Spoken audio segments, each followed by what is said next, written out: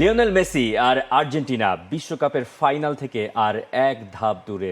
এবার তাদের বাধা ওই ফকল্যান্ড যুদ্ধের প্রতিপক্ষ মাইটি ইংল্যান্ড। এবং এদিকে ফ্রান্সের 4 ফরওয়ার্ডকে অর্থাৎ কিলিয়ান এমবাপে, উলিসে দেমবেলেদের বোতলবন্দি করে তাদের ইতিহাসের দ্বিতীয়বারের মতো বিশ্বকাপ ফাইনালে পৌঁছে গেছে লা রোখা অর্থাৎ স্পেন। আপনাদের সবাইকে ওয়েলকাম করছি রবি প্রেজেন্স দ্য গেম প্ল্যানে। আমাদের সঙ্গে স্টুডিওতে ব্যাক করেছেন আমাদের পান্ডিত জামাল ভুঁইয়া, একেবারে বিশ্বকাপের গরম গরম এক্সপিরিয়েন্স নিয়ে এসছেন, এরোপ্লেনে বসে খেলাটা দেখেছেন বলছিলেন। ফ্রান্স এবং স্পেন ম্যাচটা কি উপভোগ করেছেন, নাকি যেই ধরনের এক্সপেকটেশন ছিল সেটাই হয়েছে? এক্সপেক্ট করি না এত বোরিং ম্যাচ, মানে বোরিং বলতে মানে স্পেন আউট ক্লাস ফ্রান্স, মানে যেটা আমরা মানে ভাবছিল না, but they actually outclass France. Tactical আমি বলবো এটা is a tactical mastermind by Fuentes, মানে টোটালি রেড ফ্রান্স, ওরা কিভাবে খেলে, কিভাবে ডিফেন্ড করতে হবে।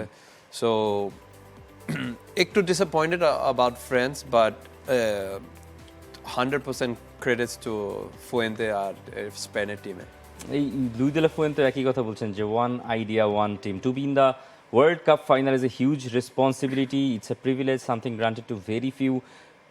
When we started out on this journey almost 4 years ago, we had an idea and we have stayed true to it. মানে যে আইডিয়াটার কথা স্পেন নিয়ে আমরা বলি, যে পজিশন রেখে ফুটবল খেলা, বল অপোনেন্টকে না দেয়া, ঠিক না, সেইটাই আমরা দেখলাম। এবং প্রত্যেকটা জায়গায় মনে হচ্ছে এক্সিকিউশনগুলো একেবারে picture perfect. Rodri, Pedro Porro right back, তিনি গিয়ে গোল দিলেন, কুকুরিয়া যেভাবে ডিফেন্ড করলেন, তারপর ওদিকে লামিন ইয়ামালের পারফরমেন্স, মানে সব কিছু মনে হচ্ছে একেবারে প্রি প্ল্যান্ড, একেবারে সব কিছু নিখুঁত মনে হয়েছে। জামাল, না 16 বছর আগে they had when they won the World Cup, এই সেম আইডেন্টিটি ছিল, লাইক বল পজিশন বেসড। এবার আমরা সেম দেখতে পারি, they are very good with the ball, they keep the ball, মানে আসলে ওরা প্যানিক করে না।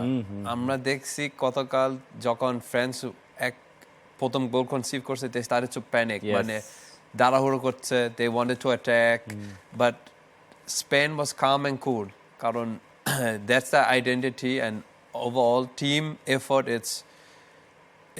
it's different compared to the other teams, কারণ the organization is the biggest strength. আমরা যুক্তরাষ্ট্র থেকে আমাদের সহকর্মী রিফাত মাসুদকে যুক্ত করতে চাই। রিফাত মাসুদ, ফ্রান্সের যে জেনারেল এমবাপে এবং তাদের যে বহর, তারা আটকে গেল ঠিক কোথায়? ফলটা অপ্রত্যাশিত বলার কোনো সুযোগ নাই। স্পেন এইবারের বিশ্বকাপের অন্যতম ফেভারিট ছিল, কিন্তু যেটা অপ্রত্যাশিত সেটা হচ্ছে এইভাবে করে স্পেনের ডমিনেশন। স্পেন অবশেষে বিশ্বকাপের এই ধরনের একটা ম্যাচে দেখালো যে তারা আসলে কোন লেভেলের ডমিনেটিং ফুটবল খেলতে পারে। মানে ট্রাস্ট দ্য প্রসেস স্প্যানিশদের জন্য আসলে এতখানি ইম্পর্টেন্ট, তাদের নিজেদের বিশ্বাস এতখানি গুরুত্বপূর্ণ যে তারা ম্যাচের যে কোনো পরিস্থিতিতে, যে কোনো অবস্থায় ওই প্রসেসেই বিশ্বাস রাখে। এবং সেটা অনেক সময় বেলজিয়ামের সঙ্গে, যেমন ধরুন আপনার কাছে মনে হতে পারে যে এত পাস খেলার দরকার কি, আপনি একটা শট করেন না, একটা দূর থেকে একটা কিছু একটা করেন না, বের করেন না, গোলের চেষ্টা করেন না, একটা ক্রস করেন না, কিন্তু তারা কখনো তাদের সিস্টেম ভাঙে না। ওটা হয়তো বেলজিয়ামের সঙ্গে ম্যাচে তাদের শেষ পর্যন্ত অপেক্ষা করতে হয়, কিন্তু ফ্রান্সের সঙ্গে সেটা আবার কাজে দিয়ে দেয়, যেহেতু ফ্রান্স অন্য মাত্রার টিম। এই যে ট্রাস্ট দ্য প্রসেস বা নিজেদের মানে যে ফিলোসফি, তার ওপরে মরার আগ পর্যন্ত ভরসা রাখা, সেইটাই স্পেনকে আরো একবার বিশ্বকাপের ফাইনালে এনে দিয়েছে। মাঝের ওই হতাশার সময়টার কথা চিন্তা করুন, মানে 14-র কথা চিন্তা করুন, 18-র কথা চিন্তা করুন, 22-এর কথা চিন্তা করুন, তারা কিন্তু তাদের প্রসেসে ছিল, কিন্তু সেই প্রসেস তাদেরকে কখনো ফল দেয় নাই ওই 3টা বিশ্বকাপে। কিন্তু 2026-এ তারা আবার ওই প্রসেসেই ফিরলো, ওটাই তাদেরকে ফল পাইয়ে দিল। হ্যাঁ, কিছু সিস্টেমের চেঞ্জ এসছে। এই স্পেন হয়তো 2010-এর মতো এত বেশি পাসিং ফুটবল খেলে না, তারা আরো বেশি ডিরেক্ট ফুটবল খেলে, কিন্তু দিন শেষে ফিলোসফিটা ওই জায়গা থেকেই এসছে, ওই জাতক থেকেই এসছে। মানে সেই লুইস আরাগোনেসের কাছ থেকে আপনার আসতে হবে, যেখান থেকে জাতক হয়ে হয়ে হয়ে হয়ে এটার একটা আধুনিক সিস্টেম 2026 সালে তারা দাঁড় করাতে পেরেছে, যার সূচনা হয়েছিল 2024-এ। কিন্তু তারও আগে থেকে দে লা ফুয়েন্তে আসলে এই ব্যাপারটা শুরু করেছিলেন, দে লা ফুয়েন্তে সেটা ডেলিভার করতে পারলেন। এখন 2022 আর 2018 তারা আনলাকি ছিল, তারা টাই ব্রেকারে ম্যাচগুলো হেরেছে, এবং তারপরে 26-এ এসে তাদেরকে সেটা ফল দিল। এবং এখন স্পেনে যে ফুটবলার আছেন, ধরেন লামিন ইয়ামালের কথা ধরতে পারেন আপনি আলাদা করে, গেম চেঞ্জার, তিনি গেম চেঞ্জার হিসেবে এই ম্যাচে দেখা দিলেন। আর এইখানে তিনি যে পেনাল্টিটা আদায় করে নিলেন ওটা তার একটা কৃতিত্ব। ওই পেনাল্টিতে ফ্রান্স একদমই ছিটকে গেল। ফ্রান্সের মিডফিল্ড নন এক্সিস্টেন্ট, এইখানে ছিলই না। এবং আমরা বিশ্বকাপের আগে থেকে বলছিলাম যে এই ফ্রান্সকে কেউ যদি আটকাতে পারে, একবার যখন ফ্রান্স খেলা শুরু করলো এই কাছে, তখন এটা সবাই বলা করছিলেন কম বেশি, আমরাও বলেছি যে এই ফ্রান্সকে আটকাতে যদি পারে কেউ, তাহলে সেই দলটার নাম হচ্ছে স্পেন। এবং সেই কথাটাই শেষ পর্যন্ত সত্যি হয়েছে। স্পেন আসলে বিশ্বকাপের ফাইনালে যখন চলে গেছে তখন তাদেরকে আপনার বিশ্বকাপের ফেভারিটও ধরতে হবে। আর ফ্রান্স তাদের বিদায় যখন হয়ে গেল তখন দিদির দেশের জন্য আপনার একটু খারাপ লাগতে পারে, আপনার কিলিয়ান এমবাপ্পের জন্য একটু খারাপ লাগতে পারে। দিদির দেশের অধ্যায়টা শেষ হয়ে গেল, তৃতীয় স্থান নির্ধারণী ম্যাচ তো কেবলই মাত্র নিয়ম রক্ষার, সেটা ফ্রান্সের জন্য আসলে মানে দিদির দেশকে বিদায় দেওয়ার। আর 27 বছর বয়সী কিলিয়ান এমবাপ্পে যখন আরেকটা বিশ্বকাপ টার্গেট করবেন, তখন তার খেলবেন, তখন তার বয়স 31 গিয়ে দাঁড়াবে।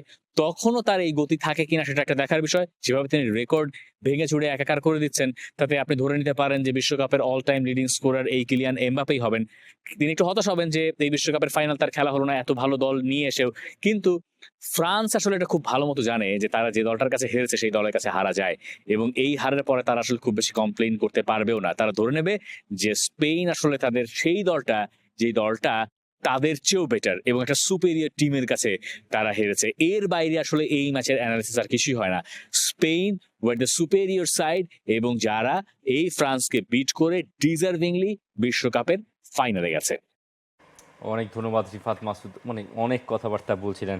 আর এমবাপ্পে ম্যাচ শেষে দুষছেন কোচের ট্যাকটিক্সকে, মানে পুরো দলের খেলার ধরন। তিনি বলছেন, we didn't play the game we wanted, technically tactically we think we should have done man-to-man press and forced them to run with us. When you don't do, what you have to do in a World Cup semi-final, you don't win. We were too sloppy technically. মানে man-two-man প্রেসের কথা তিনি বলছেন, কিন্তু স্পেনের এই টিমকে man-two-man press করে কি সম্ভব? সম্ভব, it's difficult to say, but actually if they win man-to-man, I think Spain would have less time on the ball. কারণ Spain strength কোন জায়গা? Ball possession. So if they did high press or man-to-man, তাহলে I think maybe they would have a better chance. কারণ after match we can all be clever now. We could always say আমরা এরকম করলে we could have won the match. But আসলে এটা বলা যায় না before the match. But yeah, I feel Mbappe, they should have had another tactics going to this game. France হারলো কোন জায়গায় বেসিক্যালি, যদি একটা দুটো মোমেন্টের কথা আপনি বলতে চান? কোথায় হারলো ফ্রান্স? একটা গোল না দিতে পারা, প্রথমার্ধে কোনো শট অন টার্গেট না দেওয়া। I think especially after the first goal, they were too rushy. They wanted to attack. They couldn't, মানে ওরা easily মানে they were thinking too much about the goal. আর আমরা একটা গোল করতে হবে, but instead they should have patience, wait for the opportunity. কারণ 1-0 behind থাকলে you still have a lot of time. Yes. But they were in a rush. So I think that was the main problem. আমরা মোটামুটি Spain France একদিকে সরিয়ে রাখতে পারি। আমাদের তো দ্বিতীয় সেমিফাইনালও আজ রাতে, আর্জেন্টিনা ভার্সেস ইংল্যান্ড, একটা হিস্টোরিক ফিক্সচার জামাল। আটলান্টা স্টেডিয়ামে রাত 1টা বাজে শুরু হবে বাংলাদেশ সময়। এই ফিক্সচার নিয়ে অনেক কথা আপনি বলতে পারেন। এই ফিক্সচারের আমি মনে হয় যে আপনি 2002 সালের সেই ম্যাচটা অবশ্যই দেখেছেন। 1998-এও ওই গেমটার কথা হয়তো আপনার মনে পড়ার কথা। কিন্তু আর্জেন্টিনার ইংল্যান্ড এবার যখন মুখোমুখি হচ্ছে, তখন ইংল্যান্ড একটা ইমার্জিং ফুটবলিং ফোর্স এই ওয়ার্ল্ড কাপে। অন্যদিকে আর্জেন্টিনা মনে হচ্ছে যে নক স্টেজে একটু স্লপি, একটু স্ট্রাগল করে এই পর্যন্ত এসছে। মানে এই প্রথম আর্জেন্টিনা টপ 10 ফিফা র্যাঙ্কিংয়ের মধ্যে একটা টিমকে ফেস করছে। পারবে কি Argentina Lionel Messi? Never bet against Messi না, কারণ অনেক মানুষ আমি দেখছি, পন্টেজ এক্সপার্ট সবাই বলতেছে আর্জেন্টিনা প্লেয়ার পারবে না ইংল্যান্ডের ইন্টেন্সিটির সাথে। বাট আসলে এটা মেসি, উনি তো অনেকবার বড় অপোনেন্ট ফেস করছে, যেহেতু it's his first time playing against England, so it's going to be interesting. But never bet against Messi, to be honest. I think Messi won't have a problem. I think যেটা problem হবে Messi teammates, to be honest, especially left back, right back, which are the মানে weak side of Argentina. So ওইখানে maybe একটু problem face করবে, কারণ Gordon is a fast player, তারপরে Saka is a fast player, wing base ফুটবলটা খেলে তারপরে Rashford আছে, 𝗵𝗏𝗂𝗧 সব ফাস্ট প্লেয়ার। সো এই লেভেলের প্লেয়ার আসলে আর্জেন্টিনা এখনো ফেস করে না, but it's gonna be interesting. আর্জেন্টিনার ইংল্যান্ডের ওয়ার্ল্ড কাপে এই নিয়ে মানে 5 বার দেখা হয়ে গেছে, এই নিয়ে 6ষ্ঠবারের মতো দেখা হচ্ছে। 1962 থেকে এই দুই দলের ইতিহাস শুরু ওয়ার্ল্ড কাপে। 66-এ যেবার ইংল্যান্ড হারালো আর্জেন্টিনাকে, বিশ্বকাপটা জিতেছিল ইংল্যান্ডের। পরের বার 1986-এ ওই আজতেকার মারাদোনার হ্যান্ড অফ গড আর গোল অফ দ্য সেঞ্চুরি। এরপরে আর্জেন্টিনা 1998-এ জিতলো, ইংল্যান্ড পরে 2002 সালে ওই যে বেকহ্যামের একমাত্র পেনাল্টিতে ম্যাচটা জিতে নিল। এবার আর্জেন্টিনা ওই যে 1986 আর 1998-এ মানে অ্যাওয়ে কিটটারে পরে নেমেছিল যে, সেই একটা মানে ওই ম্যাচ জয়ের একটা স্মৃতি আবারও ফিরিয়ে আনতে আবারও অ্যাওয়ে কিট নিয়ে নামবে। আসলে এইসব দিয়ে কি হয়? মানে আপনি অ্যাওয়ে কিট পরে নামলেন পুরনো জয়ের স্মৃতি ফেরাতে। I don't think ইংল্যান্ডের প্লেয়ার আর্জেন্টিনা প্লেয়ার ওইটা নিয়ে মানে বেশি চিন্তা করবে, মানে যে ইতিহাস আছে between the two teams. But of course আমি যখন ভিডিও দেখি specially from the England ex player, ওরা সবসময় আর্জেন্টিনা নিয়ে কথা বলে। অবশ্যই they feel cheated and betrayed by Argentina and the referees from 1986. But আমি নিজে আর্জেন্টিনা 98-এ ওই খেলাটা দেখলাম, আমি ছোট ছিলাম, but I still remember that game. 𝗃𝗵𝗃𝗃 Simeone, he's a coach right now, but he forced a red card against Beckham. So ওইটা একটা iconic moment. It changed Beckham. He went from being popular to being one of the most hated people in England also, yes. তারপরে 2002 came, England won and Beckham scored a goal. So এখানে মানে he got his revenge না। But আসলে মানে they have a good history together, Argentina and England. So the rivalry will be there. It's going to be a tough match. আমি মনে করি মানে nobody wants to give 1 inch of the field away today. আমরা তো একেবারে এই ম্যাচটা যারা কভার করছে আমাদের দুই সহকর্মী নাবিল খান এবং রিফাত মাসুদ, নাবিল খানকে একটু যুক্ত করতে চাই তাদের ভেতর থেকে। নাবিল খান, এই যে ম্যাচটা এটা ফুটবল মাঠের ভেতরে সীমাবদ্ধ থাকবে নাকি ইতিহাসের পাতায়ও সেই যুদ্ধটা চলবে? দেখুন, পাস্ট হেড টু হেডের হিসেব নিকেশ, ইতিহাস, ঐতিহ্য, যুদ্ধ, বিদ্রোহ, এই সবকিছু আসলে এই ম্যাচের পটভূমিতে থাকতে পারে, কিন্তু ম্যাচটা যখন শুরু হবে তখন দুই দলের কোচরাই কিন্তু এর আগেই বলে দিয়েছেন এই ম্যাচে ওসব কিছুর হিসাব নিকেশ আসলে নাই।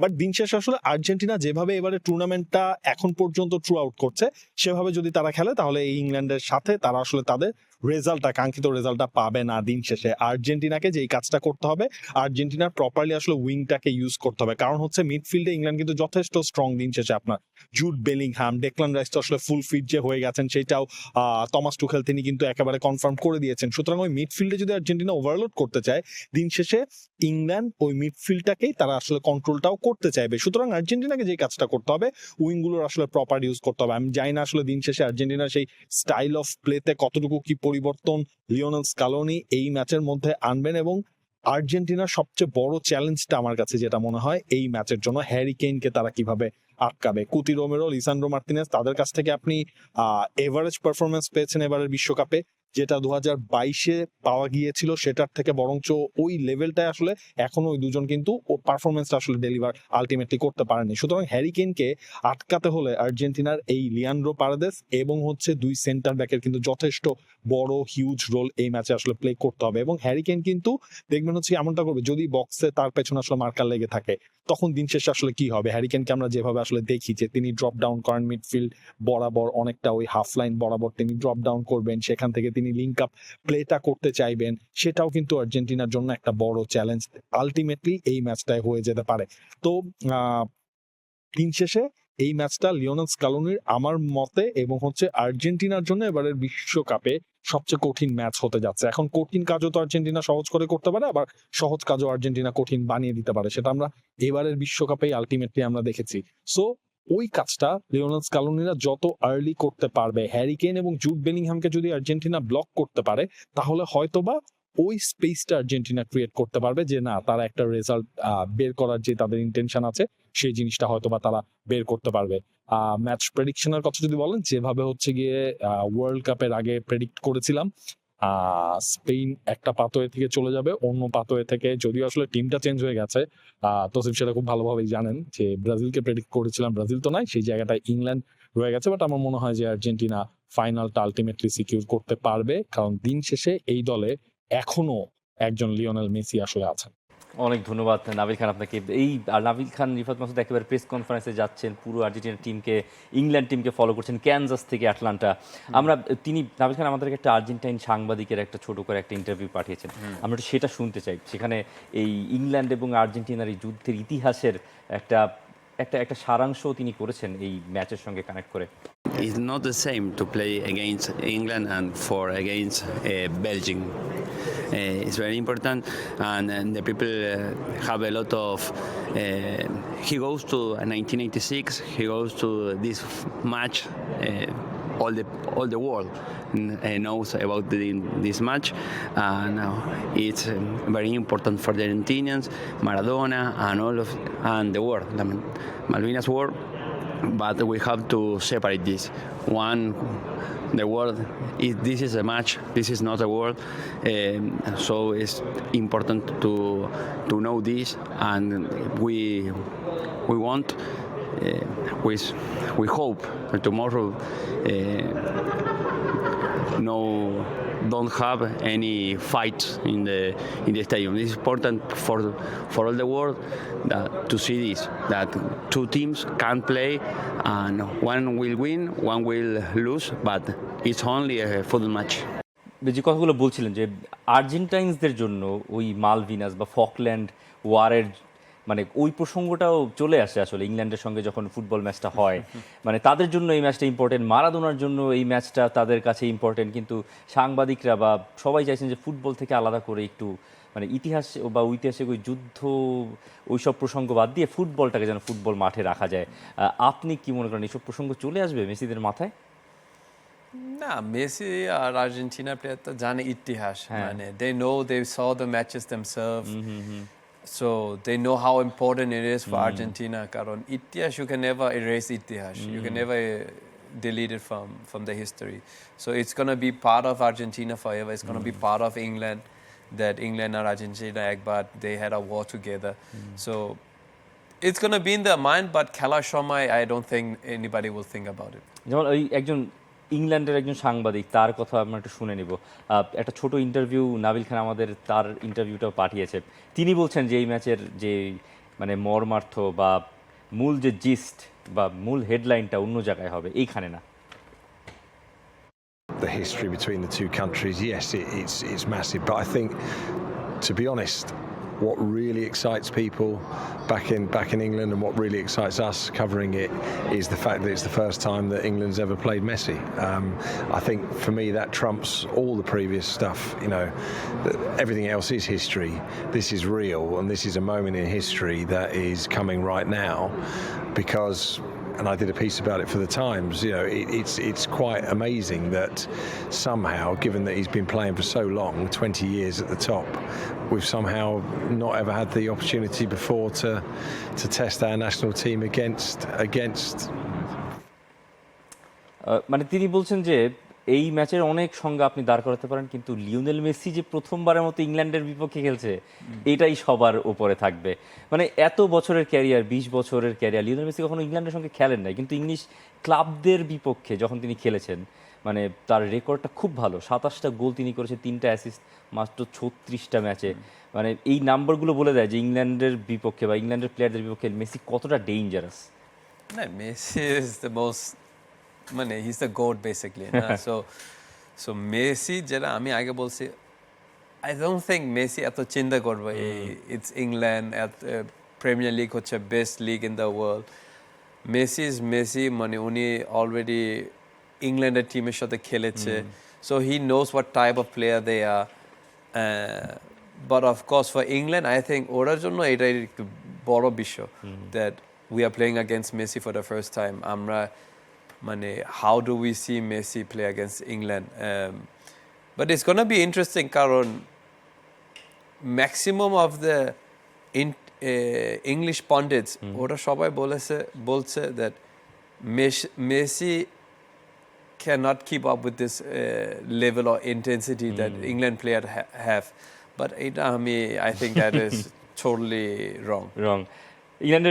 ইংল্যান্ডের প্রবল 11টা আমরা একটু দেখে নেব 4-2-3-1 ফরমেশনে যে ফরমেশনে ইংল্যান্ড খেলে আপ টপ হ্যারি কেইন রিস জেমসও ইনজুরি থেকে ফিরেছেন ইংল্যান্ডের একটা বিষয় যে কেইন আর বেলিংহামের যে ফর্মটা সেটা আমার সব থেকে বড় দুশ্চিন্তার কারণ হয়ে দাঁড়াবে আর্জেন্টিনার জন্য মানে এই দুই প্লেয়ার ওয়ার্ল্ড কাপে 6টা গোল দিয়েছেন মানে এই প্রথম বিশ্বকাপে এক টিমের দুজন 6টা করে গোল দিয়েছেন কেইন আর বেলিংহ্যামকে কি করে আটকাবে আর্জেন্টিনার মিডফিল্ড এবং যদি ডিফেন্স লাইনের কথা বলেন Kane it's a little bit predictable কারণ উনি তো 9 নম্বর ওইখানে থাকবে বাট বেলিংহ্যাম স্পেশালি বেলিংহ্যাম মানে উনি তো সেকেন্ড লাইন থেকে রান করে সো ইটস ভেরি আনপ্রেডিক্টেবল উনি কোন জায়গা থাকবে মাঝে মাঝে we see him in the box as a number 9 striker sometimes we see him on the flank but Bellingham so far has been brilliant World Cup এর আগে ওইখানে মানে there was some talks about Tuchel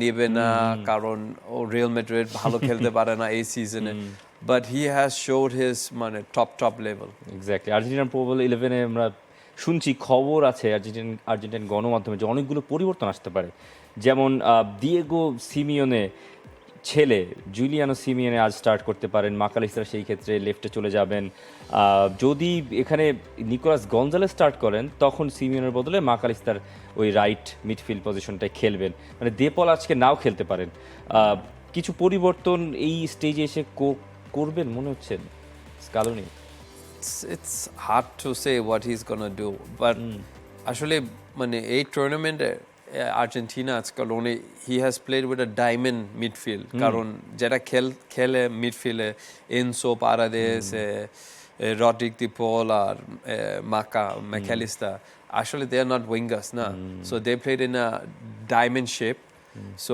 maybe this time Scaloni চিন্তা করছে আচ্ছা এই ম্যাচে I need wingers এটা হইতে পারে Simeone he's a winger proper winger so let's see but at the bottom match it's hard to make that choice that আমরা এই ম্যাচ আমরা totally different খেলবে বিশ্বকাপের সব ম্যাচটি স্পোর্টস তো দেখাচ্ছি রবি মাত্র 18 টাকায় বিশ্বকাপের সব খেলা দেখার সুযোগ করে দিয়েছে 3 দিন বা 7 দিনের প্যাক কিনে সেটা সম্ভব জামাল দেশে যেহেতু এসছেন ট্রাই করতে পারেন আর আপনার কাছ থেকে একটু প্রেডিকশনটা নিয়ে নিই আর্জেন্টিনা আর ইংল্যান্ড মানে স্পেন তো ওদিকে ফাইনালে আছে আপনি কোন ফাইনাল দেখছেন স্পেন ইংল্যান্ড নাকি স্পেন আর্জেন্টিনা প্রেডিকশন হচ্ছে মেসি গোল করবে ওয়াও আর কিন্তু খেলা এক্সট্রা টাইমে যাবে হ্যাঁ তারপর পেনাল্টি শুট হবে ওই সময় 50-50 হবে 50-50 মানে এখনো বলছেন না মানে না যে কে মেসি গোল করবে ওকে আপনারা জানতে পারেন আপনাদের প্রেডিকশন মেসি গোল করবে কি না ইংল্যান্ডের বিপক্ষে প্রথম ম্যাচটা খেলতে যাচ্ছেন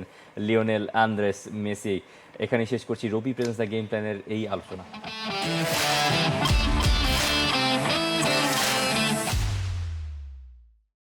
For more updates, subscribe to our YouTube channel and click on the bell icon. Follow us on Facebook and Instagram. Download 𝗃𝗵𝗃𝗃 app to enjoy exciting games and highlights. Visit 𝗃𝗵𝗃𝗃𝗃